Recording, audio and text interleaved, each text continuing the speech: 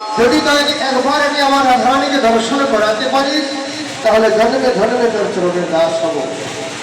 সুবল শতাব্দী ভাবে যাবতীয় প্রাণপণে এসে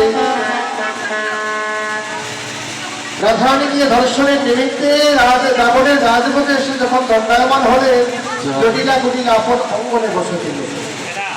আজি জটিলা কুটিলা গৃহেতে আতিলা, জটিলা কুটিলা গৃহেতে আতিলা, জটিলা কুটিলা গৃহেতে জটিলা কুটিলা গৃহেতে আতিলা, পাইলা সুবলে সারা, পাইলা সুবলে সারা, পাইলা সবলের সারা, পাইলা সবলের সারা, কেরে কেরে করি আইলা তোরা মোরে, কেরে কেরে করি আইলা তোরা মোরে, কেরে করি আইলা তোরা মোরে, কেরে কেরে করি আইলা তোরা মোরে,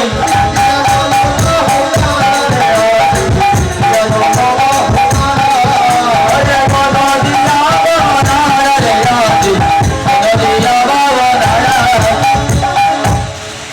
আর জটিলা কুটিলা আপন ছিলেন সুবলের উপস্থিত দর্শন করে এসে বলতে অর্থাৎ আমাদের মহল বনে তোর কেন আগমন? আমাদের এখানে তো কোনো ধর্মবর্ষ নেই বাবা। আমাদের মহল বনে রাখালের আশা বারণ আছে। কেন জানিস?